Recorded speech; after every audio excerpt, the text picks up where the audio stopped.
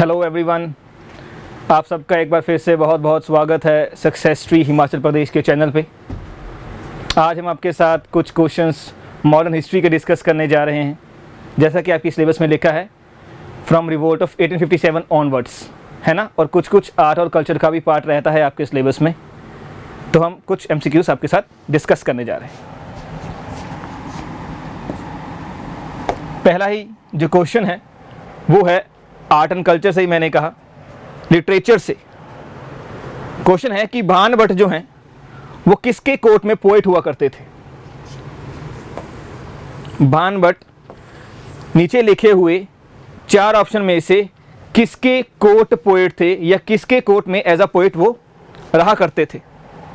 तो जिसका आंसर हमें पता है ऑप्शन सी हर्षवर्धन है। और इन्होंने उनके ऊपर एक किताब भी लिखी है जिसका नाम क्या है, हर्षचरित। हर्षचरिता।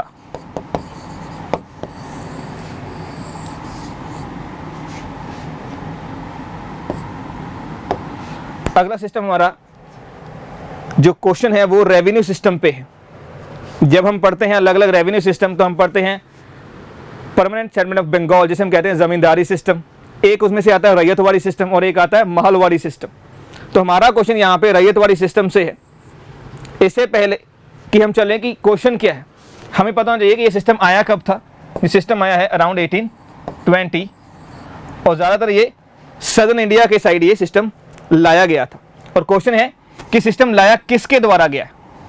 क्वेश्चन है रैयतवाड़ी सिस्टम जो एक तरह का रेवेन्यू सिस्टम था वो इनमें से लिखे हुए 4 ऑप्शन में से किसके द्वारा स्टार्ट किया गया है। जिसका सही जवाब क्या है, मिस्टर अलेक्जेंडर रीड। और इनके साथ एक और इंसान का भी नाम आता है कई बार ऑप्शन में, तो आपको उसको भी याद रखना है। वो कौन है, थॉमस मुनरो। ठीक है, ये 2 नाम अक्सर आते हैं किसके रिस्पेक्ट में, रैयतवाड़ी सिस्टम 1820। और रैयतवाड़ी सिस्टम में आपको एक बात और याद रखनी है कि जैसे जमींदारी सिस्टम में अंग्रेजों और पीजेंट्स के बीच में एक जमींदार को यूज किया गया था, रैयतवाड़ी सिस्टम में अंग्रेज और पीजेंट्स के बीच में ऐसा कोई भी इंसान नहीं रखा गया था। जो भी रेवेन्यू कलेक्ट करना होता था वो डायरेक्ट पीजेंट से लिया जाता था। और वर्ड रैयत अपने आप में ही, रैयत वर्ड का अपने आप में मीनिंग क्या है, पीजेंट ही है।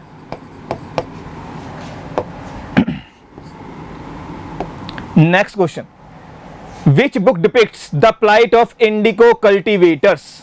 नीचे लिखी हुई कौन सी बुक जो इंडिगो कल्टीवेट करने वालों के दुख थे उसको कहते हैं कि बताती है बेसिकली। नीचे लिखी हुई कौन सी बुक जो इंडिगो कल्टीवेटर्स है उनके दुख को बताती है, या उनकी प्लाइट होता है कि उनके जो दुख दर्द होते हैं कि कैसे इंडिगो उगाने के लिए मजबूर किया जाता था, उनको नुकसान कैसा हुआ, तो उनके ऊपर एक बुक लिखी गई थी। पहली बात तो यह है कि हमें एक इंडिगो रिवोल्ट भी होता है, एक इंडिगो रिवोल्ट भी होता है अराउंड 1859 के आसपास, मार्च के महीने में, है ना। तो इस चीज के ऊपर बुक लिखी गई है, उसका नाम क्या है, नील दर्पण। कौन सी है, नील दर्पण। और लिखी किसने है, दीनबंधु मित्रा। ठीक है, दीनबंधु मित्रा के द्वारा लिखी गई नील दर्पण। Who among the following introduced the Vernacular Press Act? पूछा गया है कि एक एक्ट आया था वर्नैकुलर प्रेस। वर्नैकुलर का मतलब क्या होता है, लोकल लैंग्वेज को मैं कह दूंगा वर्नैकुलर, लोकल लैंग्वेज जो यूज की जाएगी। Press means of course newspaper की बात कर रहा है, तो यानी कि एक ऐसा एक्ट जो लोकल न्यूज़पेपर्स के लिए लाया गया था, उसे लाया कौन है और इस एक्ट में था क्या। मैंने आपसे शायद पहले भी डिस्कस की होगी ये बात कि ये एक्ट अराउंड 1878 के आसपास की बात है। ये जो एक्ट है अराउंड 1878 के आसपास की बात है, लाया गया है लॉर्ड लिटन के द्वारा। इस एक्ट के अंदर क्या था, उन्होंने कहा कि यदि लोकल लैंग्वेजेस में प्रिंट होने वाले न्यूज़पेपर्स में कोई भी इंसान सरकार के बारे में कोई ऐसी चीज़ लिखेगा जो सरकार को अच्छी नहीं लगी, तो उस समय की सरकार के पास पावर है कि वो पहले तो एक सिक्योरिटी होती थी उस वक्त प्रेस की, उसे जब्त कर लेंगे। अगर वो प्रेस वाला फिर भी नहीं समझा, उसने फिर भी आगे कुछ चीजें गलत लिखी सरकार के बारे में, तो उसकी पूरी की पूरी प्रेस को ही अपने कंट्रोल में कर लेंगे। ठीक है, ये था वर्नैकुलर प्रेस एक्ट, जो लेके कौन आते हैं? लॉर्ड लिटन लेके आते हैं 1878 में। तो आंसर क्या आएगा हमारा यहाँ पे? लॉर्ड लिटन। इंट्रोड्यूस की जगह यहाँ पे एक शब्द और आ सकता है आपके लिए, क्या? कि इस चीज को खत्म किसने किया। अगर बात आती है खत्म किसने किया, तो ये आंसर आएगा। ठीक है, लॉर्ड रिपन ने इस एक्ट को फिनिश कर दिया था, खत्म कर दिया था, राइट।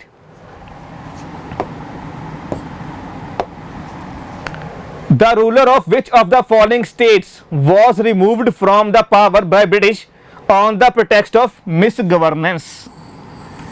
नीचे लिखे हुए 4 स्टेट में से ऐसी कौन सी स्टेट थी जिसके रूलर को, जिसके हेड को अंग्रेजों ने गवर्नेंस के बहाने से रिमूव कर दिया था? जब हम पढ़ते हैं रिवोल्ट ऑफ 1857 के बारे में, तो वहां पे एक चीज हमारे सामने आती है कि डॉक्ट्रिन ऑफ लैप्स, डलहौजी जो हैं एक पॉलिसी लेके आते हैं, doctrine of lapse. Doctrine of lapse के अंदर क्या होता है कि वो जितनी भी सारी प्रिंसली स्टेट्स हैं जिनका अपना नेचुरल उत्तराधिकारी नहीं है, उन स्टेट्स को अंग्रेज अपने कंट्रोल में ले लेंगे। लेकिन इस डॉक्ट्रिन ऑफ लैप्स के अंदर एक ऐसी स्टेट थी जो नहीं आ रही थी। वो स्टेट कौन सी थी? अवध। तो अवध पे भी वो कंट्रोल करना चाहते थे, क्योंकि अवध उन जमों में एक अच्छी मार्केट हो चुकी थी, यानी कि कारोबार करने के लिए एक अच्छी जगह थी। तो इसलिए डॉक्ट्रिन ऑफ लैप्स तो वहां लग नहीं रहा था। तो एक नया बहाना किया कि वहां का रूलर जो है वो कौन थे? नवाब वाजिद अली शाह। कि भैया इनसे यहां का जो एडमिनिस्ट्रेशन है वो सही तरीके से नहीं हो पा रहा है। तो इस बहाने से, मिस गवर्नमेंट या मिस गवर्नेंस के बहाने से, अवध के शासक को, जिसका नाम था नवाब वाजिद अली शाह को, उसको वहां से हटा देते हैं और कलकत्ता भेज देते हैं और अपने कंट्रोल के अंदर ले लेते हैं। कब करते हैं ये काम? 1856, रिवोल्ट से जस्ट 1 साल पहले। When was the Indian Association of Calcutta formed? जब हम पढ़ते हैं कांग्रेस के बारे में, आजादी की लड़ाई में हम एक पॉलिटिकल पार्टी का नाम सुनते हैं जिसका नाम है इंडियन नेशनल कांग्रेस। लेकिन इंडियन नेशनल कांग्रेस तो बनती है 1885 में। इंडियन नेशनल कांग्रेस के बनने से पहले बहुत अलग अलग और ऑर्गेनाइजेशन का संगठन भी हुआ है। उनमें से अगर किसी बहुत ही महत्वपूर्ण संगठन का नाम लिया जाए तो वो यही है, कौन सी? Indian Association of Calcutta. तो क्वेश्चन पूछा है ये बनी कब है? व्हेन। अगर व्हेन की बात की जाए तो याद रखिए 1876 में ये बनाई गई है। और ये बनाने वाले इनको 2 इंसान का नाम क्या है? सुरेंद्र नाथ बनर्जी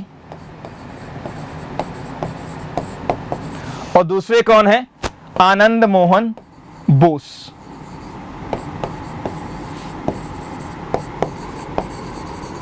यदि कल एग्जाम में ऐसा क्वेश्चन आ जाए कि इंडियन नेशनल कांग्रेस के बनने से पहले कोई सबसे महत्वपूर्ण ऑर्गेनाइजेशन थी, तो वो कौन सी थी?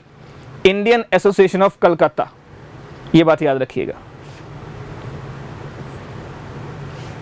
नेक्स्ट क्वेश्चन है, at which session of the Indian National Congress was Vande Mataram sung for the first time? Vande Mataram पहली बार किस सेशन में गाया गया था? ये आपका क्वेश्चन है, जिसका आंसर क्या है? 1896। इस सेशन के हेड कौन थे? इस सेशन के हेड थे रहमतुल्लाह मोहम्मद सयानी। ठीक है, रहमतुल्लाह मोहम्मद सयानी इस सेशन के हेड हुआ करते थे, या हेड थे उस वक्त 1896 में, जब ये क्या गाया गया? वंदे मातरम पहली बार गाया गया था इस सेशन में। यदि कल आपको क्वेश्चन आ जाए कि हमारा जन गण मन ये कब गाया गया था, जन गण मन किस ईयर में या किस सेशन में गाया गया, तो याद रखिएगा 1911 के सेशन में ये गाया गया था। और जैसे कि मैंने यहां पे बताया है कि इसके हेड थे रहमतुल्लाह जी, तो मैं चाहता हूं कि आप कमेंट सेक्शन में बताएं कि 1911 के सेशन के हेड कौन थे जब जन गण मन पहली बार गाया गया था। Who said Tilak is the father of Indian unrest? नीचे लिखे हुए 4 ऑप्शन में से वो कौन सा इंसान है जिसने कहा था कि जो बाल गंगाधर तिलक हैं वो इंडिया में जो अनरेस्ट फैला हुआ है उसके कर्ता धर्ता वही हैं?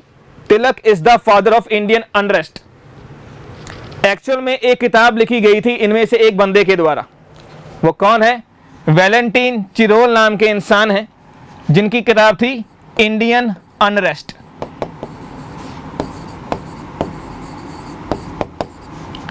वैलेंटाइन चिरोल नाम के इंसान की एक किताब थी इंडियन अनरेस्ट। इस किताब के अंदर ही इन्होंने क्या कहा कि तिलक जी जो हैं वही कारण है इंडिया के अनरेस्ट के। और इस सिलसिले में तिलक जी बाहर जाते हैं ब्रिटेन इस बंदे पे केस करने के लिए, लेकिन केस का कोई फायदा नहीं होता क्योंकि तिलक जी इस केस को हार जाते हैं। Who among the following annulled the partition of Bengal? Annul मतलब खत्म कर देना है। नीचे लिखे हुए 4 ऑप्शन में से वो कौन सा इंसान है जिसने पार्टीशन ऑफ बंगाल को कैंसिल कर दिया था? ये आपका क्वेश्चन है। हमें पता है जो पार्टीशन ऑफ बंगाल है वो होता कब है? वो होता है 1905 में, ठीक है, 1905 में होता है। और एन्यूल यानी कैंसिल कब होता है? वो होता है 1911 में। लेकिन वो समय किसका है इन 4 ऑप्शन में से? वो समय है लॉर्ड हार्डिंग का, ठीक है जी।